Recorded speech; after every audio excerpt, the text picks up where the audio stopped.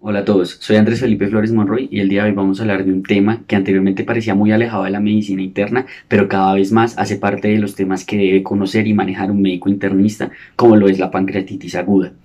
Vamos a ver, hablando de todo lo que es la fisiopatología, el manejo, el diagnóstico de esta patología, cómo el manejo quirúrgico actualmente está en un segundo plano y es el manejo médico el que más importa y el que prima en el pronóstico del paciente, por lo que es necesario conocer y saber manejar esta patología en una rotación de medicina interna.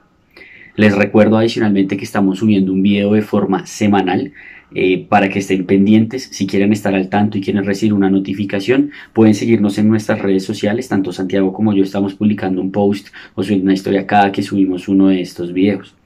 Adicionalmente, si lo desean, les dejo las redes sociales también en nuestra descripción. Pueden suscribirse, darle a la campanita. Por último, les recuerdo que estoy dando clases particulares de medicina interna. Si desean revisar algún tema, preparar algún parcial, alguna presentación, si desean aprender a cómo estudiar medicina interna, me pueden escribir aquí en mis redes sociales y con todo gusto podemos agendar una clase. No siendo más, vamos adelante con este video de pancreatitis.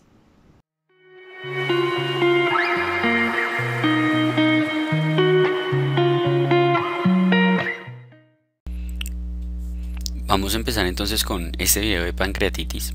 Como les mencioné en la introducción, vamos a hablar pues de todo lo que es la fisiopatología, la presentación clínica, el abordaje, el diagnóstico y el manejo, viendo los cambios que han habido en los últimos años que hacen que la intervención quirúrgica actualmente se trate de evitar en la mayor medida de lo posible en los pacientes con esta patología. Empezando entonces con la introducción, podemos decir que la inflamación como tal de la pancreatitis es el proceso inflamatorio agudo del páncreas, siendo una enfermedad cada vez más prevalente con una incidencia aproximada de 34 por cada 100.000 habitantes en Latinoamérica, de 15.4 por cada 100.000 habitantes en el 2006. Tiene una mortalidad actual del 1 al 2% si es intersticial o necrotizante no infectada. Sin embargo, cuando se complica con una infección o con daño multiorgánico, la mortalidad puede aumentar incluso hasta el 47%. En cuanto a la fisiopatología de esta enfermedad, podemos decir que va a ocurrir una anoxia inicial que puede ser múltiples etiologías que vamos a mencionar más adelante, pero esta anoxia, este daño, lo que va a generar es una activación intraparenquimatosa de las enzimas pancreáticas. Usualmente las enzimas pancreáticas no se activan a través del conducto pancreático, sino que en el momento en el que se mezclan con las sales biliares, el pH alcalino que tienen las sales biliares genera la activación de estas enzimas. En la pancreatitis, entonces, lo que va a ocurrir es que va a haber una activación precoz de las enzimas pancreáticas, por lo que se activan dentro del parénquima pancreático y por ende empiezan a destruir como tal el tejido del páncreas. Esta activación sobrepasa las defensas propias del páncreas, es decir, todos nosotros tenemos unas defensas que evitan en tal caso de que algunas pocas enzimas se activen. Sin embargo, en el proceso de la pancreatitis es tal la activación que sobrepasa estas barreras. Estas barreras son los inhibidores de secreción, la autólisis y las antiproteasas, como por ejemplo la alfa-1 antitripsina. En cuanto a los microembolismos, lo que ocurre entonces con esta activación intraparenquimatosa, además después del todo el daño que va a generar, va a favorecer a nivel vascular la formación de microembolismos y vasoconstricción, lo cual va a aumentar la permeabilidad capilar, que va a llevar a un edema pancreático, peripancreático y a una necrosis como tal pancreática. La activación prematura del tripsinógeno entonces se va a dar por un proceso que se conoce como la colocalización. La colocalización es que hay una unión prematura entre la vesícula que lleva todos los simógenos de las enzimas y los lisosomas de la célula pancreática, y esos lisosomas lo que van a generar es la activación precisamente de estos simógenos y por ende se va a dar la activación prematura. En esta colocalización, dentro de las principales enzimas que tenemos en los lisosomas que llevan a este clivaje y a esta activación prematura, se encuentra la catepsina B, la cual lleva al clivaje y además favorece un proceso que se conoce como necroptosis. Usualmente siempre hemos hablado de necrosis y apoptosis. Resulta que en la pancreatitis parece ser que hay un proceso intermedio, el cual se conoce como necroptosis. Adicionalmente, se ha visto que el aumento del calcio intracelular tiene un papel fundamental en la fisiopatología, llevando a una disfunción mitocondrial por alteraciones en unos canales que alteran la permeabilidad de la mitocondria. Esta disfunción mitocondrial va a llevar por ende a un déficit de ATP. Además, va a haber estrés en el retículo endoplasmático, lo cual va a activar la respuesta a proteínas mal plegadas y por ende esto va a conllevar a la activación de la apoptosis. Es aquí como tenemos esta imagen del Nature, en la cual nos dicen o nos muestran muestran esto de lo cual estábamos hablando. Vemos cómo estos gránulos concimógenos se les evita de per se la exocitosis, y además tienen esta colocalización en la cual se unen precozmente con estos lisosomas. La catepsina B que los degrada y por ende se da la activación prematura de las enzimas pancreáticas, llevando a la necrosis, entre muchas otras alteraciones.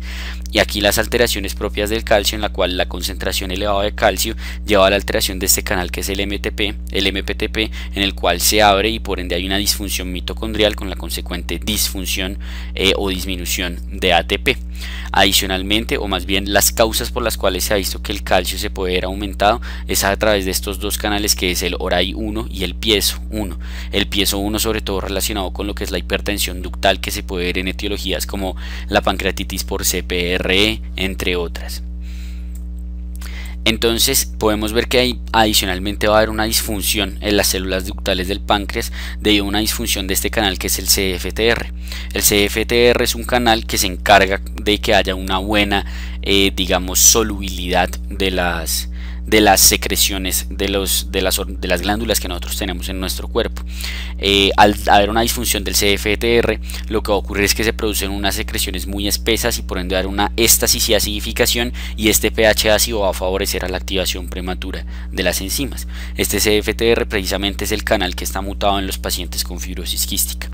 Adicionalmente, el aumento de la presión intraductal que se puede ver en pacientes que tienen obstrucciones como coledocolitiasis, CPR, entre otras, va a favorecer, como habíamos mencionado en la imagen anterior, la entrada de calcio por el piezo1. Las sales biliares, cuando hay un reflujo, por ejemplo en la coledocolitiasis, que hay un reflujo de las sales biliares hacia el conducto pancreático, al entrar en contacto con las células acinares favorecen la entrada de calcio y la activación del NF-kappa beta, que va a llevar a toda una respuesta inflamatoria. Y cada vez más se ha visto cómo esta respuesta inflamatoria no solo va a afectar a nivel pancreático, sino que el daño del páncreas va a liberar estos DAMPs, que son micropartículas asociadas al daño, y múltiples quimioquinas que van a favorecer lo que es no solo la inflamación dentro del páncreas y en el tejido peripancreático, sino la posible inflamación sistémica que puede haber en la pancreatitis. Acá podemos ver cómo el daño de las células acinares lleva a la producción de los DAMPs, y estos DAMPs generan la activación de los monocitos y de los neutrófilos, lo cual puede favorecer esta activación o esta respuesta inflamatoria sistémica que se puede generar en la pancreatitis. Adicionalmente, se ha visto que la pancreatitis lleva a una alteración en la permeabilidad del tracto gastrointestinal, lo cual va a favorecer la infección, la cual puede ser local o sistémica. Al haber una disminución en la permeabilidad, un aumento, en la permeabilidad del tracto gastrointestinal, se favorece la traslocación bacteriana hacia el tejido inflamado pancreático, lo cual lleva a una necrosis local del páncreas o como tal a la sangre, y puede llevar a una bacteremia. La liberación sistémica de las enzimas pancreáticas que se da secundario a este proceso de la pancreatitis va a llevar adicionalmente a daño a nivel pulmonar. Específicamente se hipotetiza que la fosfolipasa genera la degradación de la lecitina, que como saben ustedes es uno de los fosfolípidos principales en la formación del surfactante, y esto va a llevar a una disminución de la tensión, de la resistencia a la tensión superficial que genera el surfactante. Teniendo en cuenta todo lo anterior, digamos que podríamos ya llegar a la conclusión de por qué las etiologías específicas de la pancreatitis llevan a la inflamación pancreática, lo cual muchas veces no es claro cuando uno lee este tema en algunas bibliografías. Por ejemplo, en cuanto a la obstrucción que ocurre por la coledocolitiasis, lo que se ve es que el reflujo de la bilis, que habíamos dicho que al entrar en contacto con las células acinares favorece la entrada de calcio, y el aumento de la presión intraductal, que también a través del piezo1 favorece la entrada de calcio, va a llevar a la formación de la pancreatitis. Recuerden que la obstrucción no necesariamente debe ser por colédocos, hay otras causas de patologías periampulares que pueden generar obstrucción del drenaje de las secreciones pancreáticas.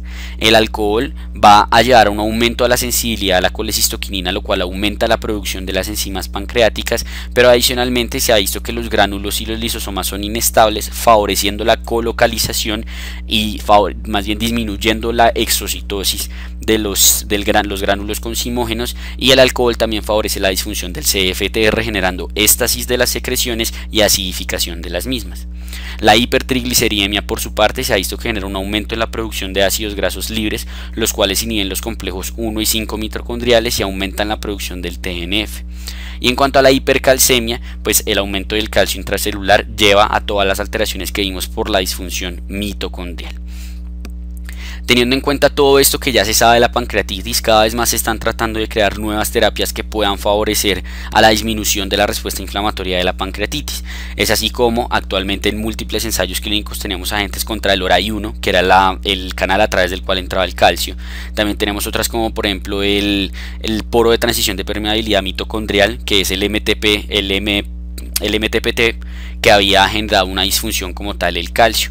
También alteraciones en lo que es el TNF, alteraciones en cambios en lo que es los cambios de ácidos grasos libres que se pueden presentar en la hipertrigliceridemia. Por ahora ninguno de estos pues está avalado para el uso en la pancreatitis, pero a futuro es lo que se espera que venga para el manejo de esta etiología.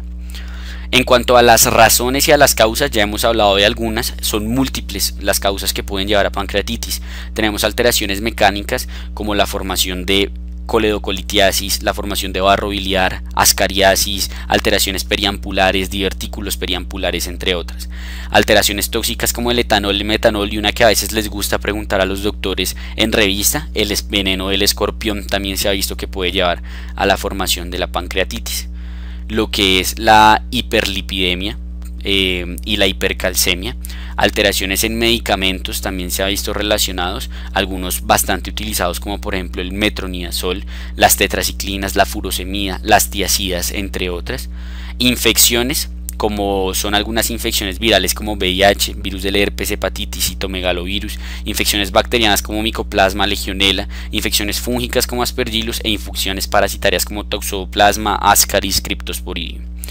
Traumas, raro, pero puede llegar a suceder en términos de un contexto de un trauma cerrado o un trauma abierto abdominal, pero la que más se relaciona con el trauma es la post-CPRE.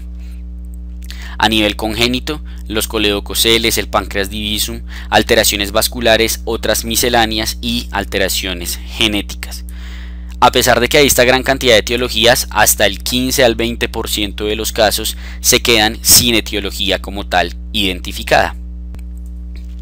A nivel de Colombia, el último estudio que salió es más o menos del 2006 en Antioquia, en donde reportan que la litiasis corresponde al 80% de las etiologías de la pancreatitis, seguidas por el alcohol con un 9%, trauma en un 5,1%, hipercalcemia 4%, la ascariasis 1,3% y otras etiologías 0,6%. En cuanto a las manifestaciones clínicas de estos pacientes, la presentación clínica característica suele ser un dolor abdominal que es muy agudo, es muy severo, característicamente se irradia en banda hacia la espalda en el 50% de los casos y suele mejorar con la dorsiflexión o lo que se conoce como la posición de la plegaria mahometana. Empeora al acostarse, puede ser insidioso en etiologías diferentes a la litiasis, pero teniendo en cuenta que la causa más común es la litiásica, lo que se espera o lo que es más común es que los pacientes se presenten con un dolor de instauración aguda. Genera náusea y vómito en el 90% de los pacientes, puede generar disnea. A nivel del examen físico podemos encontrar pues los grados del dolor dependen de la severidad y de la tolerancia que tenga el dolor el paciente. Va a haber una disminución en los ruidos intestinales porque esta inflamación pancreática lleva a un hilio o a una disminución en el peristaltismo. Puede haber ictericia cuando la etiología es por coledocolitiasis o obstrucción. Puede haber síndrome de respuesta inflamatoria sistémica. Recuerden que estos son dos o más de los siguientes: fiebre o hipotermia, taquicardia, taquipnea y leucocitosis o leucopenia. Anteriormente, SIRS significaba sepsis y precisamente la pancreatitis es una de las principales causas por la que el sepsis 3 actualiza la definición y ahora sepsis requiere daño multiorgánico asociado a infección sospechada o conocida. Entonces es importante recordar que SIRS no siempre es igual a sepsis. SIRS simplemente nos habla de una disregulación de algún proceso inflamatorio que la pancreatitis puede llegar a generarlo. A nivel cutáneo se pueden presentar con paniculitis similar a lo que sería un eritema nodoso. A nivel del fondo de ojo pueden tener retinopatía de Purcher, que son embolismos grasos que ocurren en estos pacientes. De hecho, la pancreatitis, aunque es raro, puede llegar a generar un síndrome de embolismo graso como lo hacen los pacientes con fracturas abiertas. Puede haber signos de hemorragia retroperitoneal con signos de Colen y Gray Turner y alteraciones a nivel pulmonar. Recuerden que la pancreatitis puede incluso generar un síndrome de estrés respiratorio del adulto. Estos son los signos que podríamos encontrar de la hemorragia retroperitoneal. Gray Turner en cuanto a la hemorragia en los flancos. Recuerden que el Cullen es más una hemorragia como tal periumbilical. podemos encontrar esta es la retinopatía de Purcher, miren las inclusiones grasas que tenemos en el ojo, y esta sería la paniculitis que podríamos ver en estos pacientes, similar a lo que sería un eritema nodoso. A nivel paraclínico podemos encontrar la amilasa y la lipasa elevadas. En cuanto a la diferencia entre la amilasa y la lipasa, lo que importa saber es que la amilasa se eleva de una forma más o menos temprana, 6 a 12 horas, pero tiene una vida media muy corta, no es útil después de 24 horas, por lo que cuando llegan pacientes al servicio de urgencias con sintomatología de más de un día, muchas veces la amilasa puede salir con un falso negativo. Además, la amilasa no se eleva en ciertas etiologías que son importantes a tener en cuenta, como lo es el alcohol o la hipertrigliceridemia, y la sensibilidad no es la mejor, 67 a 83%, una especificidad hace que sí es un poco mejor con un 85 a 98%. Por su parte, la lipasa es mucho mejor para el diagnóstico de la pancreatitis, con una sensibilidad y especificidad que van del 82 al 100%. Una elevación que ocurre hacia las 4 o 8 horas, y a diferencia de la amilasa tiene una vida media mucho más prolongada. Y además sí se eleva en etiologías como alcohol e hipertrigliceridemia, por lo que es la enzima pancreática de elección para buscar su elevación cuando uno está sospechando la pancreatitis. Adicionalmente, puede haber un perfil colistásico en el perfil hepático si la causa es litiásica, recordando que un perfil colistásico implica la elevación de las bilirrubinas a expensa de la directa, de la fosfatasa alcalina y la gamma-glutamiltransferasa. Debido a la deshidratación que sufren estos pacientes y toda la respuesta inflamatoria, puede haber hemoconcentración y leucocitosis, además de que puede haber leucocitosis por un proceso inflamatorio asociado. Y por último, en las manifestaciones más graves, pues van a haber signos de disfunción multiorgánica. A nivel radiológico tenemos 3 posibles, digamos, imágenes que podríamos utilizar: la radiografía de abdomen, el TAC de abdomen y la ecografía abdominal.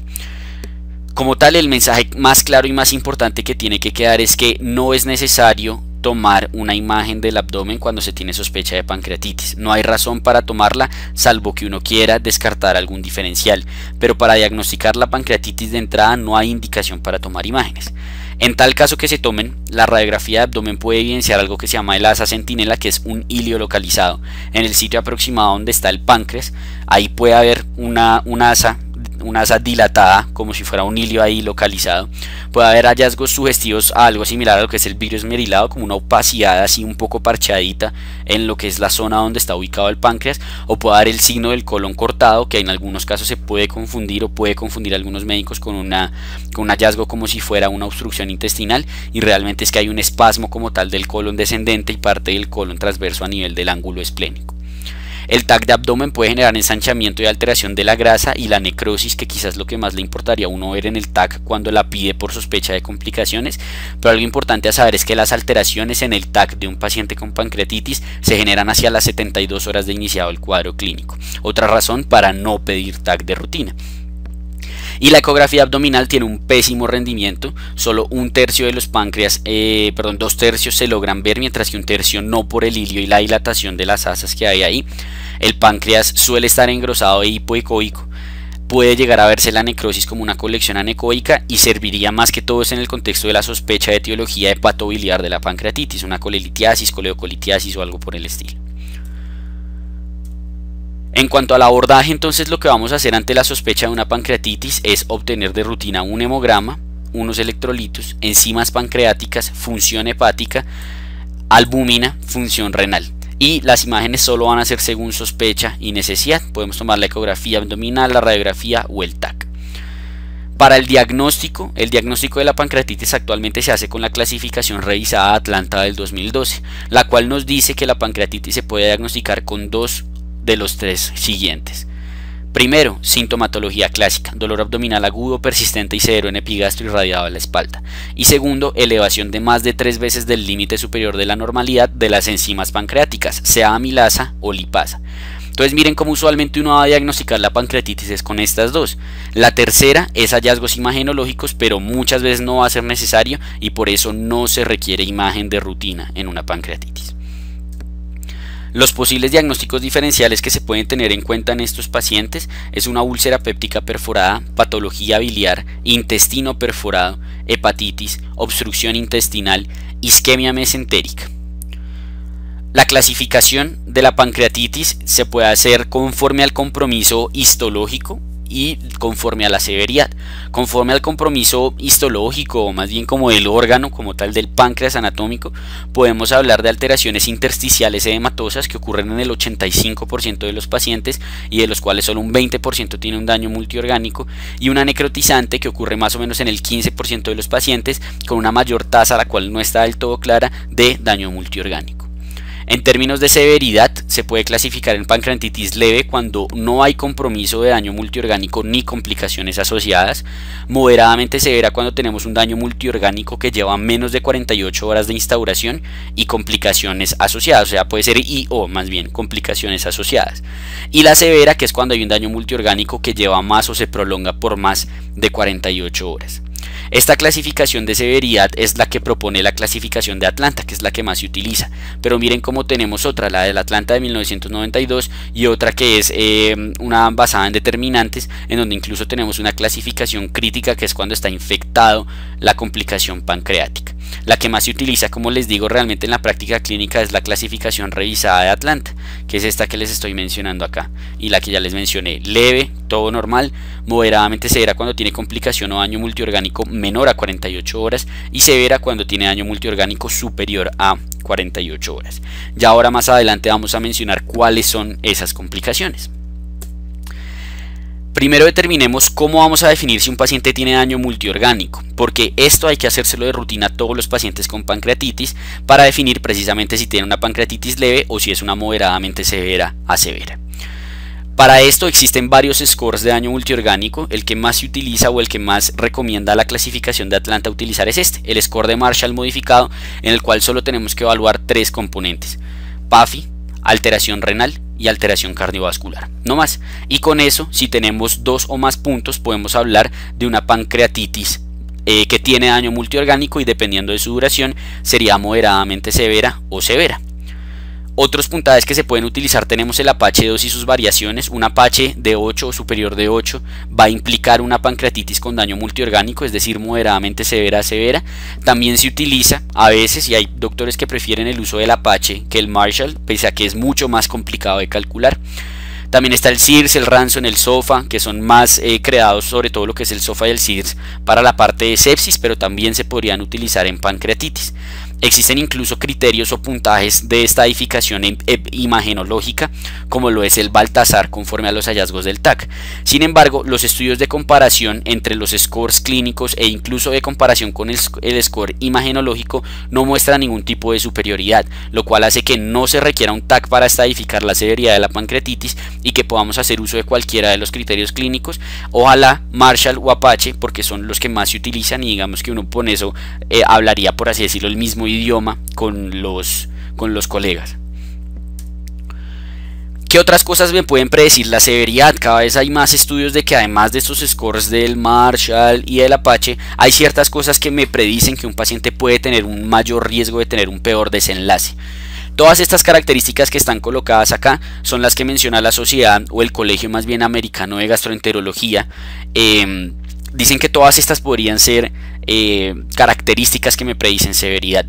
Sin embargo, si uno se va a la evidencia detrás de estas, quizá las que más tienen un soporte en la literatura sean estas 4: un BUN mayor de 20, una creatinina mayor de 1.8, un hematocrito mayor de 44% o la presencia de CIRS. Estas 4 me hablan de que a este paciente le tengo que poner más cuidado, lo tengo que vigilar un poco más de cerca, porque tiene un mayor riesgo de presentar severidad y presentar daño multiorgánico asociado a la pancreatitis.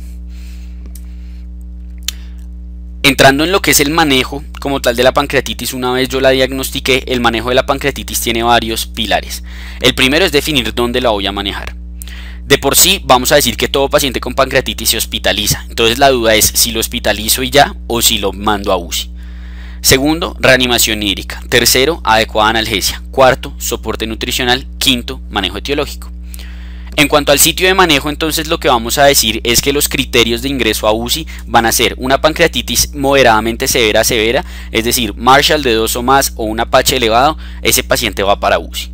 Además de esto, puedo tener un compromiso clínico significativo en donde hay varios criterios establecidos. Una frecuencia cardíaca, aquí está mal el signo, perdón, mayor de 40, menor de 40 o mayor de 150, si estaba bien, me confundí, qué pena con ustedes. Una sistólica menor de 80, una media menor de 60, una respiratoria mayor de 35. Alteraciones paraclínicas como una PaO2 muy baja, un pH que esté muy ácido o muy alcalino, una hiperglicemia muy significativa, calcio mayor de 15 o anuria. En cuanto al segundo pilar del manejo, que es la reanimación hídrica, este pilar es muy importante porque de lo que vamos a hablar es la primera evidencia, o más bien es la primera medida que tiene evidencia para disminuir la mortalidad en el paciente con pancreatitis. Entonces la forma en la cual se la vamos a poner varía según las guías. Unos hablan de 250 a 500 cc hora, otros de 5 a 10 cc kilo hora. La que uno más escucha usualmente en el hospital, por lo menos en donde yo tuve la oportunidad de rotar, es 10 a cc kilo hora. Pero el punto es que hay que ponerle bastante líquidos a esos pacientes, idealmente con lactato, excepto en hipercalcemia, por lo que la solución salina no tiene calcio, mientras que el lactato sí. Y obviamente considerar comorbilidades. Un paciente que maneja mal los líquidos, como un paciente con falla cardíaca o algo por el estilo, pues no le puedo poner esa cantidad de líquidos. A los pacientes deshidratados incluso se ha propuesto una conducta de ponerles un bolo de 10 cc por kilo y continuar a 3 cc kilo hora. Uno debe estarlo revalorando cada 6 horas, y lo que se busca en esta revaloración es tratar de tener el paciente bien. Pero ¿qué significa bien? Es como la duda que surge. Entonces lo que se ha visto es que mantener a un paciente en unas metas establecidas con esos criterios de severidad que les mostré antes es lo que más muestra un beneficio. ¿Cuáles van a ser esas metas? Cardíaca menor de 120, presión arterial media adecuada, gasto urinario mayor a 0,5, hematocrito por debajo de 44%, BUN por debajo de 20 y creatinina por debajo de 1.8. En términos de la analgesia, existe el mito de que no se debe poner opioides en los pacientes con patología hepatobiliar y mucho menos con pancreatitis por la contracción del esfínter de Oddi. Si bien los opiáceos sí constriñen el esfínter de Oddi y se ha descrito que tienen ese evento adverso, no hay ningún estudio que demuestre que el colocar opiáceos empeore la mortalidad o los desenlaces en los pacientes con pancreatitis, pero sí tenemos evidencia de que mejora el dolor. Entre estos, el que más tiene evidencia en los últimos estudios es el fentanil, pero se puede utilizar cualquiera. Por esta misma creencia de que los opiáceos constreñían el esfínter de Oddi, se utilizaba la meperina, porque la meperina era el único opiáceo que no generaba esta contracción del esfínter de Oddi. Sin embargo, ya se sabe que, como les digo, esto es falso y no hay que usar meperina, y de hecho ojalá no utilicemos meperina, porque la meperina tiene un metabolito que se llama la normeperina, que puede ser proconvulsivante. El único estudio que tiene como algo de que de pronto le puede ir peor a los pacientes es en ratas, ni siquiera es en humanos, y fue con la morfina. Actualmente hay unos estudios adicionalmente en UCI con analgesia epidural con bupivacaína, que también ha tenido unos buenos desenlaces e incluso parece que podría llegar a mejorar la mortalidad. Toca esperar a los resultados finales de estos estudios. En términos de la nutrición, que es el cuarto pilar de manejo la nutrición, al igual que la reanimación hídrica, esta sería la segunda medida que me mejora la mortalidad en los pacientes. ¿Qué es lo que mejora la mortalidad? Esto, iniciar la dieta lo más temprano posible, y con dieta me refiero a una dieta enteral, o sea que use el tracto gastrointestinal. Se dice que en los pacientes con pancreatitis leve en 24 horas se debe iniciar. En pancreatitis severa uno puede esperar hasta 72 horas, otras personas hablan de hasta 5 días. Y lo que uno hace es iniciar una dieta sólida o blanda, lo importante es que esté baja en grasas. Si es una pancreatitis severa y lleva 3 a 5 días de no tolerar vía oral, lo que se hace es colocar una nutrición enteral avanzada. Entonces se le puede poner sonda nasogástrica. Anteriormente se creía que era mejor nasoyeyunal para evitar la liberación del líquido ahí por donde está todo inflamado el páncreas con la llegada del conducto pancreático y todo, pero realmente no hay una evidencia que demuestre una superioridad de la sonda nasoyeyunal sobre la sonda nasogástrica. Un ejemplo de algo que se podría poner es 25 cc hora de una dieta alta en proteína, baja en grasa y semielemental. Baja en grasa para evitar mucha colecistoquinina, para evitar mucha solicitud o demanda de lo que son las sales biliares, y semielemental debido a que, como tenemos déficit en las enzimas que degradan los alimentos, pues lo ideal es colocarla semielemental, no al punto elemental, es decir, los carbohidratos básicos, pero sí semielemental para no forzar o no generar un problema de mala absorción en estos pacientes. Y el objetivo final es evitar la dieta parenteral. Hay que evitarla a toda costa porque los pacientes con vía parenteral les empeora la mortalidad, tienen mayor riesgo de bacteremias, de candidiasis, entre otras. Incluso en la pancreatitis lea actualmente hay muchos sitios, hay algunos artículos que lo avalan, que uno podría incluso no retirarles la dieta, porque siempre pancreatitis era igual a nada vía oral por 24 horas. Pero ya se ha visto que se podría incluso continuarle una dieta blanda, una dieta líquida, y a las 24 horas estarle reiniciando ya la dieta sólida, y así el paciente nunca se queda sin dieta, y eso podría incluso beneficiar aún más en términos de mortalidad a estos pacientes. El último pilar del manejo, como habíamos dicho entonces, es el etiológico. En el manejo etiológico, si el paciente tiene cálculos, se hace una CPR si tiene clínica de colangitis o sospecha o evidencia de coledocolitiasis. Si tiene barro biliar o colelitiasis, pues hay que hacerle una colecistectomía, idealmente en la misma hospitalización, a menos de que el paciente haya sufrido una pancreatitis severa o algo por el estilo. En hipertrigliceridemia, lo que se utiliza es una insulina intravenosa, tal cual una solución polarizante, porque la insulina, lo que se ha visto es que al ser una hormona anabólica, lo que hace es meter los triglicéridos en los tejidos para la formación de estructuras de mayor complejidad de almacenación de grasas, y esto favorece la disminución de los triglicéridos en sangre. O incluso se puede hacer aféresis, intercambio de plasma para sacarle todos estos lípidos al paciente, los fibratos ya como una medida más a largo plazo. En términos de hipercalcemia, si una hipercalcemia tiene pancreatitis, pues es una hipercalcemia severa y hay que manejarla como tal. Muchos líquidos, todavía las guías siguen hablando de furosemida, sin embargo la furosemida cada vez tiene menos evidencia en la hipercalcemia y actualmente el manejo es muchos líquidos, bifosfonatos. Si no funciona el bifosfonato no lo hay denosumab, si no lo hay o es refractario calcitonina, y en casos en donde nada baje, pues una diálisis para esos pacientes. Para prevenir la recurrencia de la pancreatitis, pues la colecistectomía es principal e ideal en los pacientes con etiología litiásica. Como les había mencionado, idealmente en la misma hospitalización, a menos de que haya tenido complicaciones como necrosis o algo por el estilo. Esfinterotomía en tal caso de que no se pueda realizar colecistectomía. El manejo etiológico pues per se va a disminuir la posibilidad de una recurrencia, e incluso se puede prevenir la propia pancreatitis en procedimientos como la CEPRE con los AINES rectales, que es actualmente quizá lo que más tiene evidencia en términos de disminuir la incidencia de la pancreatitis por CPRE. Por último, para hablar de las complicaciones de la pancreatitis se dividen en agudas y en crónicas. Las agudas es la colección peripancreática y la colección necrótica, y las crónicas es el pseudoquiste pancreático y la necrosis Wald-Off. Podríamos decir que es una historia natural, es decir, la colección peripancreática evoluciona al pseudoquiste pancreático y la colección necrótica evoluciona a la necrosis Wald-Off. Estas son las más famosas, las más conocidas y las que uno más le van a preguntar y uno más tiene que tener en cuenta, pero hay otras posibles complicaciones como el síndrome del conducto desconectado, donde literalmente se desconecta el conducto de Wilson y las enzimas pancreáticas quedan drenando ahí a cualquier lado, y eso puede generar episodios de pancreatitis recurrente y pancreatitis crónica. Trombosis de las venas espláncnicas, algo bastante característico. Muchas veces las pancreatitis se complican con trombosis esplénica, trombosis portal y en algunas ocasiones síndrome compartimental abdominal. Las complicaciones como tal también tienen su propia definición en el Atlanta. Entonces vean cómo Atlanta nos divide según el TAC lo que es la pancreatitis edematosa intersticial y necrotizante, y acá nos hablan de las complicaciones. Una complicación aguda, que sería la colección peripancreática aguda, básicamente es que se evidencia edema peripancreático que es homogéneo pero no tiene algo que lo delimite, como una cápsula, por así decirlo, mientras que el pseudoquiste pancreático sigue siendo homogéneo, pero lo característico es que tiene una pared que lo contiene. La colección necrótica aguda, donde tenemos ya un paciente que tiene la colección, o sea, también es como un líquido peripancreático, pero ya no es homogéneo, es heterogéneo en términos de densidad. Y la necrosis Wald-Off, en donde además de tener esta colección heterogénea, tenemos unos tractos fibrosos que se ven dentro de la necrosis. Para ver algunos ejemplos, la colección peripancreática, aquí tenemos pues el páncreas inflamado y todo esto que sería el líquido peripancreático, y como ven no tiene una cápsula o algo que lo contenga, mientras que el pseudoquiste definitivamente tiene una capa o una membrana que lo contiene.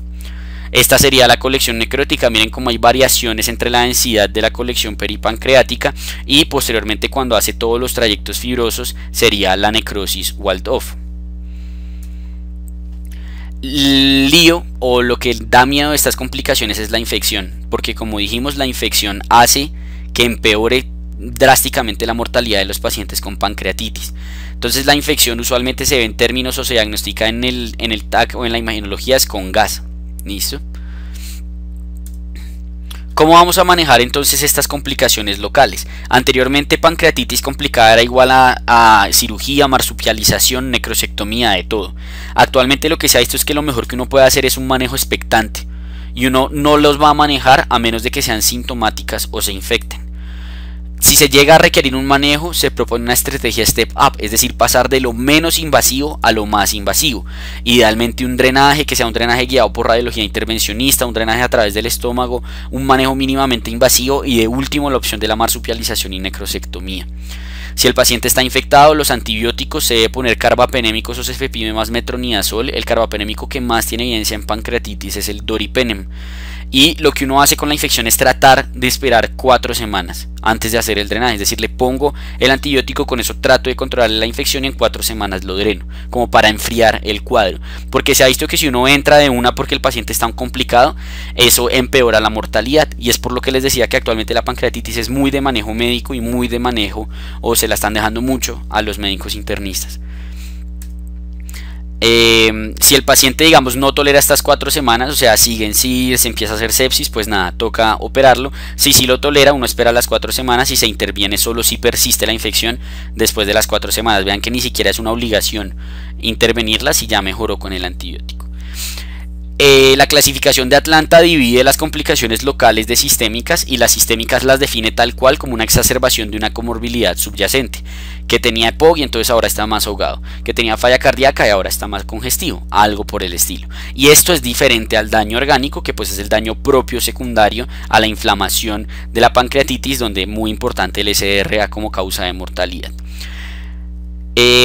A nivel, digamos, crónico de estos pacientes, el 20 al 40% quedan con insuficiencia de páncreas endocrino, es decir, que quedan con insuficiencia de las enzimas pancreáticas, la producción y secreción de las mismas, lo cual lleva a procesos mal absortivos y que en ocasiones requieran suplencia de estas enzimas. Y un tercio de los pacientes hacia los 5 años de seguimiento empiezan a presentar prediabetes, es decir que pese a que no está completamente determinado, identificado y no hay una relación causal propiamente establecida, sí parece que la pancreatitis es un riesgo a largo plazo de generar déficit de páncreas endocrino, es decir, diabetes. Para finalizar, como para resumir todo lo que hablamos, cuando un paciente tiene una pancreatitis aguda debido a alguna de las noxas de las que hablamos, se da una activación de las enzimas intrapancreáticas, lo cual puede tener un compromiso edematoso intersticial o necrotizante.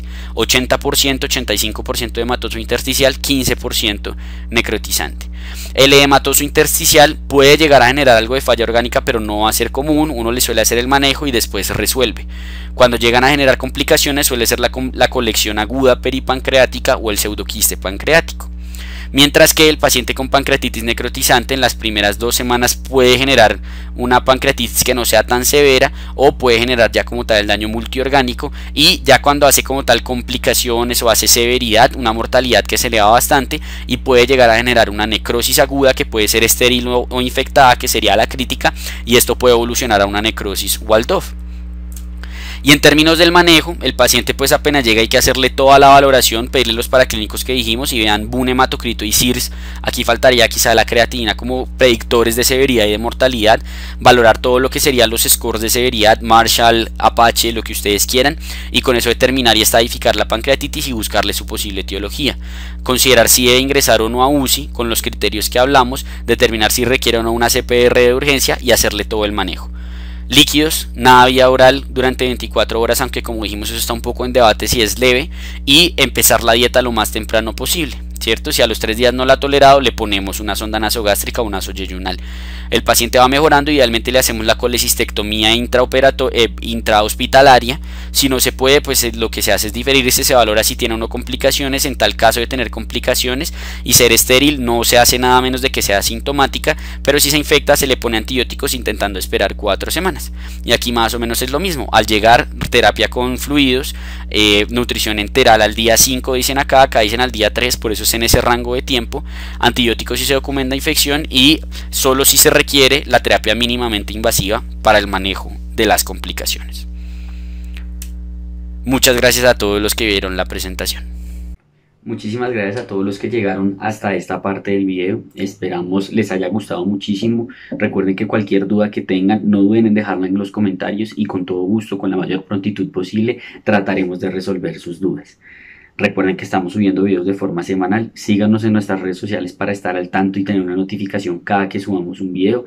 Y si están interesados, les recuerdo que estoy dando clases de medicina interna. Me pueden escribir en mis redes sociales y con todo gusto podemos agendar una clase. No siendo nada más, espero esto les haya gustado mucho, haya sido de utilidad para ustedes, que es lo que más importa. Y esto fue Tutorías Medicina Interna.